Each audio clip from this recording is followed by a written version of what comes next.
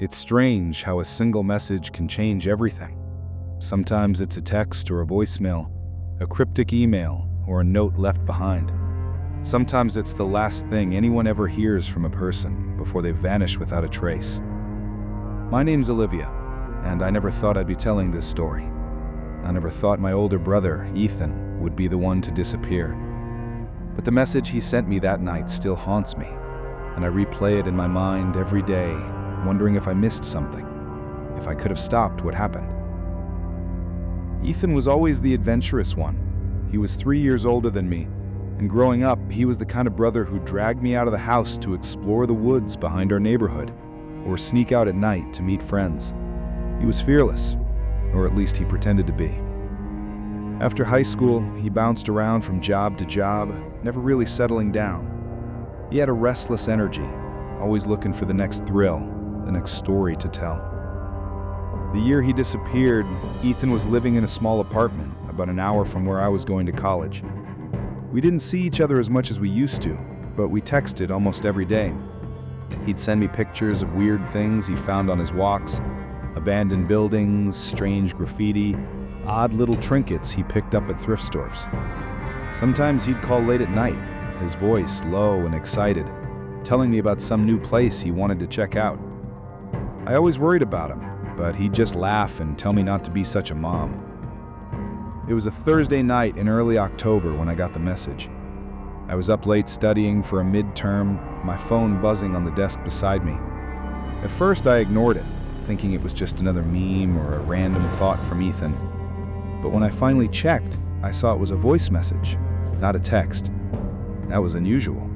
Ethan almost never sent voice messages. I hesitated, then pressed play. At first, all I could hear was static, like he was outside and the wind was blowing hard. Then his voice came through, shaky and urgent. "Liv, I need you to listen to me. I don't know what's going on, but I think someone's following me.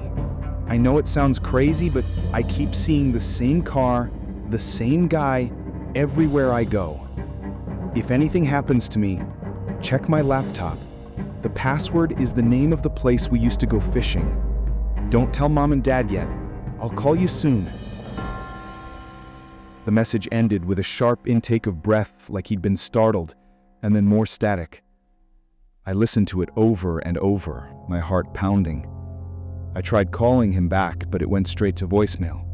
I texted him, asking if he was okay, but there was no response. I told myself he was probably just messing with me, trying to freak me out.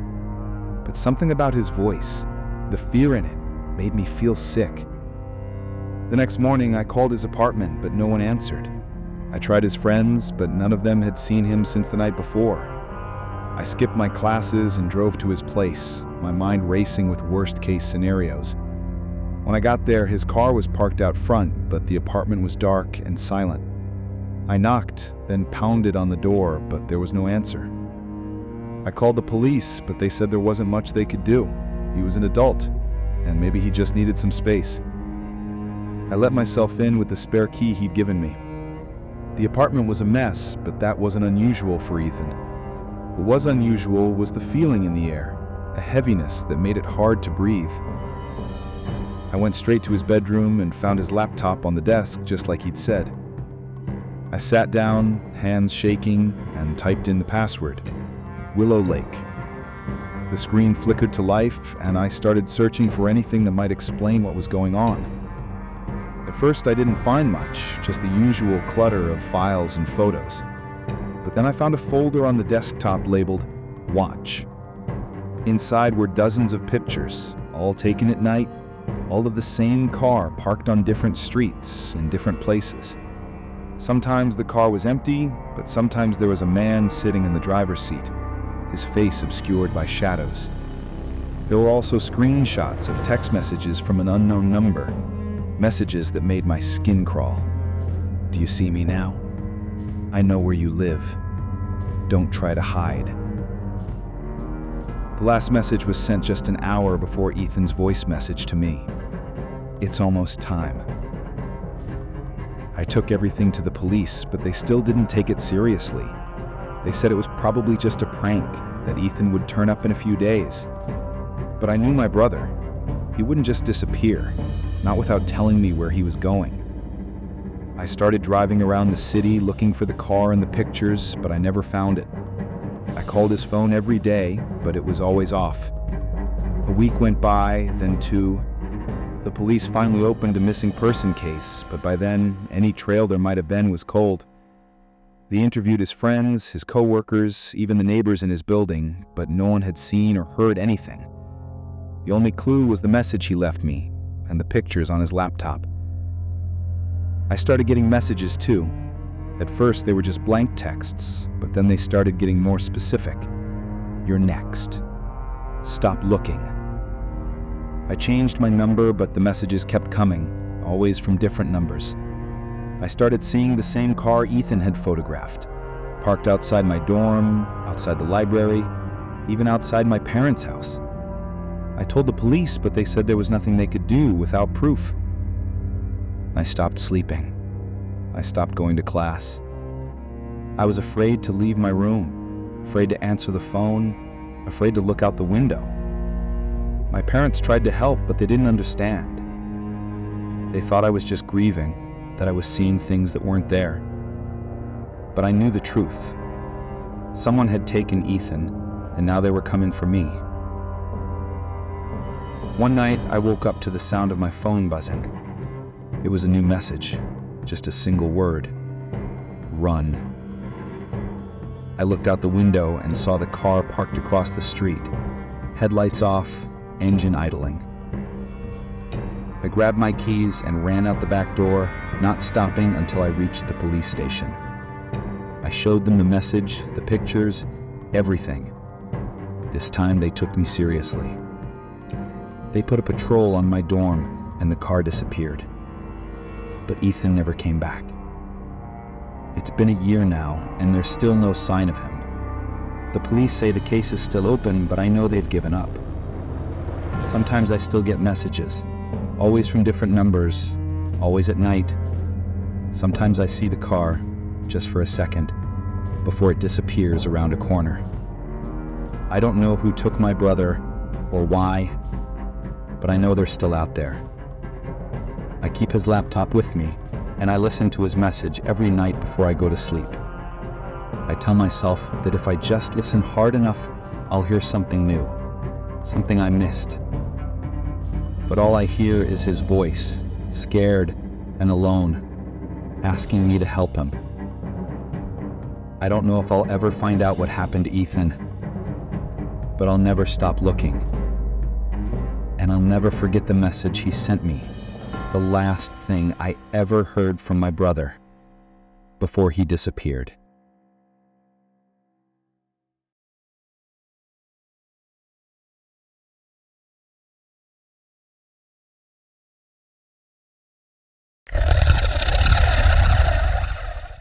If you ever get a message that makes the hair on the back of your neck stand up, don't ignore it.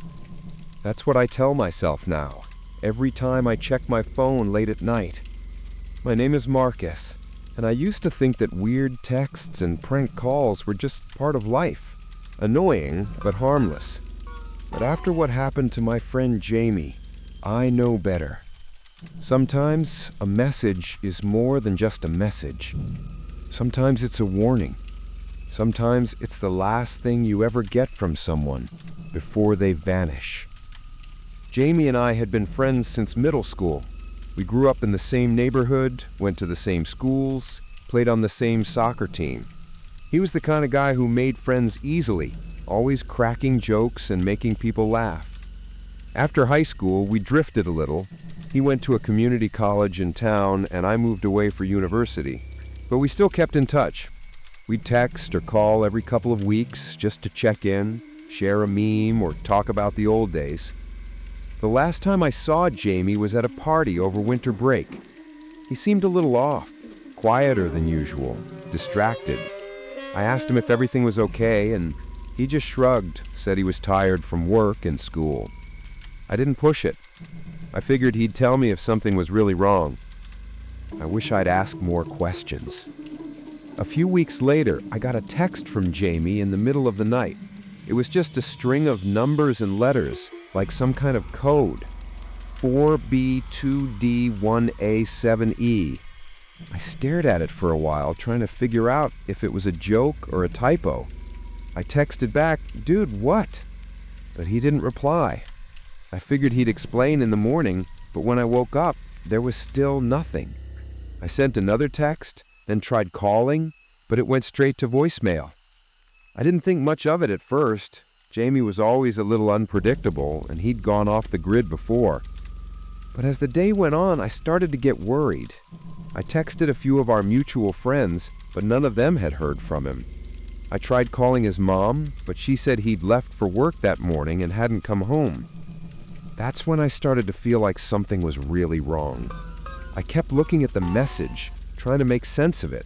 I Googled the string of numbers and letters, thinking maybe it was a password or a code for something. Nothing came up. I tried breaking it into pairs, looking for patterns, but it didn't make any sense. I even tried plugging it into a cipher decoder online, but all I got was gibberish. That night, I got another message from Jamie's number. This time, it was a picture, a blurry shot of what looked like a basement with a single bare light bulb hanging from the ceiling. In the corner of the picture, I could just make out a figure hunched over, facing away from the camera. I zoomed in, trying to see if it was Jamie, but the image was too grainy. I texted back, "Jamie, where are you? Are you okay?" But there was no response. I called the police and showed them the messages, but they said there wasn't much they could do. Jamie was an adult, and unless there was evidence of a crime, they couldn't open a missing person case. I tried to explain that this wasn't like him, that something was wrong, but they just told me to wait and see if he turned up. The next day, I got another message. This time, it was a video. It was only a few seconds long, and it was dark and shaky, but I could hear Jamie's voice whispering, "Help me! Please, someone help me!" Then there was a loud bang, and the video cut off. I called the police again, but they still wouldn't do anything. They said it could be a prank, that Jamie might be trying to get attention. I started to feel like I was losing my mind. I couldn't sleep, couldn't eat, couldn't focus on anything except the messages. I kept replaying the video, listening to Jamie's voice, trying to figure out where he was.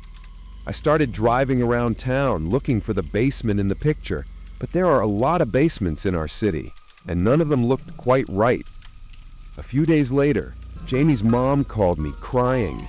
She said Jamie still hadn't come home, and now she's getting strange calls in the middle of the night, just heavy breathing or someone whispering her name. She said she'd gone to the police, but they still wouldn't help. I told her about the messages I had gotten, and she begged me to show them to the police again. I did, but it didn't make a difference. I started getting messages from Jamie's number at all hours of the night. Sometimes it was just static. Sometimes it was a single word: cold, dark, alone. Once I got a message that just said 4B2D1A7E. I started to wonder if it was a location or a code for something. I spent hours online searching for anything that matched, but I kept coming up empty. One night I got a call from a blocked number.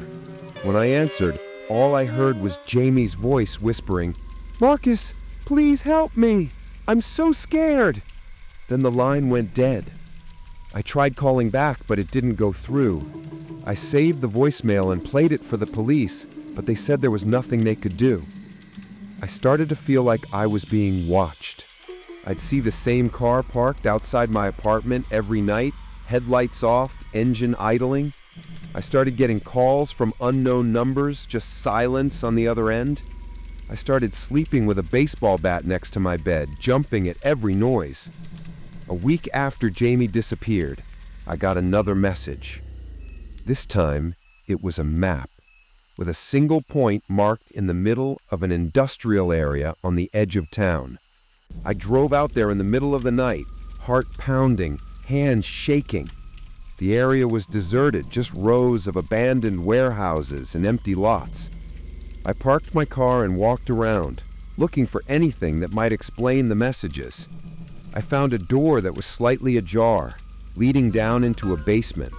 I hesitated, then pulled out my phone and called the police, telling them where I was and what I'd found. They told me to wait for them, but I couldn't. I had to know if Jamie was down there. I went inside, my flashlight cutting through the darkness. The basement was cold and damp, the air thick with the smell of mold and decay. I called out Jamie's name, but there was no answer. I kept walking, my footsteps echoing off the concrete walls.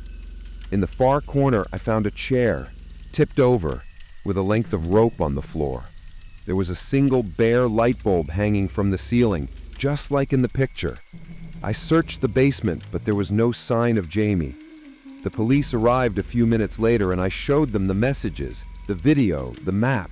They searched the area, but they didn't find anything. No blood, no signs of a struggle, nothing to prove that Jamie had ever been there. The police finally opened a missing person case, but by then it was too late. Jamie was gone, and no one knew where he was. His phone was never found, and the messages stopped coming. His mom moved away a few months later, unable to bear living in the house without him. I still think about Jamie every day.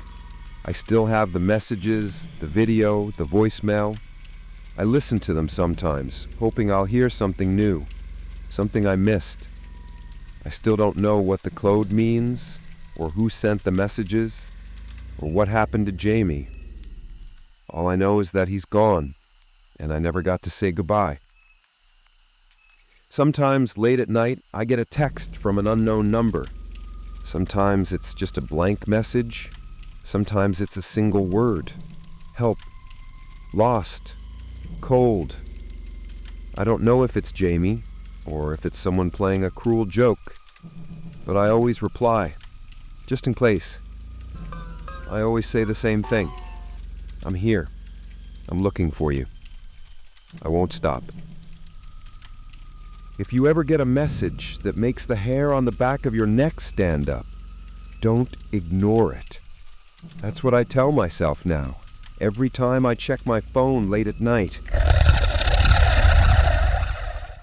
There are moments in life that split everything into before and after. For me, that moment happened on a quiet Sunday afternoon in the house where I grew up, when I was supposed to be completely alone. My name's Alex, and I've always been a logical person. I don't believe in ghosts, I don't believe in curses, and I've never been one to scare easily. But what happened to me that day is something I still can't explain, no matter how many times I replay it in my mind. I was 24, living at home for a few months after a bad breakup and a job layoff. My parents were away for the weekend, visiting my sister at college, and I was looking forward to having the house to myself. I planned to do nothing, just sleep in, order takeout, and maybe finally finish the book I'd been reading for months. The house was in a quiet neighborhood, the kind of place where nothing ever really happened. I lived there my whole life, and I knew every creak and groan of the old floorboards, every drafty window, every sound the pipes made at night. That Sunday, I woke up late, made coffee, and spent the morning lounging around in pajamas. The weather was perfect, sunny, warm, with a gentle breeze coming through the open windows. I felt completely at ease, the kind of peace that only comes when you know you have nowhere to be and nothing to do. Around noon, I decided to take a shower. I left my phone on the nightstand, music playing softly from the speaker in my room. As I was drying off, I heard a loud thump from downstairs. It was so sudden and sharp that I froze, towel in hand, heart pounding. I listened, but there was only silence. I told myself it was probably just the wind slamming a door, or maybe something falling off a shelf. I got dressed and went downstairs to check. The living room was empty, everything in its place. The back door was locked, the windows closed. I checked the kitchen, the dining room, even the basement, but there was nothing out of the ordinary. I went back upstairs, trying to shake off the uneasy feeling. I sat on my bed, scrolling through my phone, when I noticed something strange. The music had stopped playing. I checked the speaker, but it was still on, still connected to my phone. I tried playing a song. but nothing happened. I unplugged the speaker and plugged it back in, but it was dead. I shrugged it off, figuring it was just a technical glitch. I spent the next hour reading, trying to relax, but every so often I'd hear a faint tapping sound, like someone knocking on a distant door. It was so soft that I almost convinced myself I was imagining it, but then it got louder, more insistent, coming from the hallway outside my room. I got up and opened the door, but the hallway was empty. I walked from room to room, checking every closet, every corner, but there was no one there. I went back to my room, closed the door, and sat on the bed listening to the silence. A few minutes later, I heard a voice. It was faint, almost a whisper, coming from the vent above my bed. At first, I thought it was just the wind, but then I heard it again, my name repeated over and over in a voice I didn't recognize. Alex, Alex, Alex. I jumped up, heart racing, and turned off the fan, but the voice kept coming, growing louder, more urgent. I grabbed my phone and called my best friend Sam. I told him what was happening, and he laughed, said I was just freaking myself out. He offered to come over, but I told him I'd be fine. I didn't want to admit how scared I was, how real it all felt. I tried to distract myself by making lunch, but I couldn't shake the feeling that I was being watched. Every time I looked out the window, I thought I saw a shadow moving in the yard, but when I looked again, it was gone. I locked all the doors and windows, closed the curtains, and turned on every light in the house. That afternoon, I decided to take a nap. I lay down on the couch, pulling a blanket over me, and closed my eyes. I must have dozed off, because I woke up to the sound of someone whispering in my ear. I sat up, disoriented, and looked around. The room was empty, but the whispering continued, soft and insistent, coming from everywhere and nowhere at once. I stood up, heart pounding, and walked through the house calling out, "Hello, is anyone there?" There was no answer, just the echo of my own voice. I went back to the living room and sat down, trying to calm myself. That's when I noticed something on the coffee table, a piece of paper that hadn't been there before. I picked it up, hands shaking. It was a note, written in neat block letters. Get out. I stared at the note, trying to make sense of it. I hadn't left the room, hadn't heard anyone come in. I checked the doors and windows again, but they were all locked. I called my Sam, told him what had happened, and he said I was probably just sleepwalking, that I'd written it myself and forgotten. But I knew I hadn't. I decided to leave the house, just for a little while. I grabbed my keys and went outside, locking the door behind me. I drove to a coffee shop, sat in the corner, and tried to convince myself that I was overreacting. But the fear wouldn't go away. I kept thinking about the footsteps, the voice, the note. After a couple of hours, I went back home. The sun was setting, casting long shadows across the yard. I unlocked the door and stepped inside, half expecting to find something waiting for me. But the house was silent, empty. I went upstairs, checked every room, but everything was just as I had left it. I tried to go to bed early, hoping that sleep would make everything feel normal again. But as soon as I turned off the lights, the tapping started again, louder this time, coming from the walls all around me. I lay there, frozen, listening as the tapping turned into scratching, as if something was trying to claw its way out. I turned on the lights, but the sounds didn't stop. I went back to my room, sat on the bed, trying to ignore it. That's when I heard the footsteps again, coming up the stairs, slow, deliberate. I grabbed my phone and called Sam, whispering that I was scared, that something was in the house with me. He told me to get out, to call the police, but I couldn't move. I was paralyzed with fear, listening as the footsteps stopped outside my door. There was a long silence, then 3 slow knocks on the door. I didn't answer. I couldn't. I just sat there, holding my breath, waiting for something to happen. After what felt like an eternity, the knocking stopped and the footsteps retreated down the hall. I stayed awake all night, lights on, phone in hand. By morning, the house was silent again, the fear replaced by exhaustion. When my parents came home later that day, I tried to tell them what had happened, but they didn't believe me. They said I'd let my imagination get the best of me, that I was just stressed from everything I'd been through. But I know what I heard, what I saw, what I felt. I know that I was never truly alone in that house, and I know that some things can't be explained, no matter how hard you try. I moved out a few weeks later, found a new place, started a new job. But sometimes, late at night, I still hear the tapping, the footsteps, the voice calling my name. Sometimes I find notes slipped under my door, always the same message: get out. I don't know who or what is trying to warn me. All I know is that I'll never feel safe being home alone again.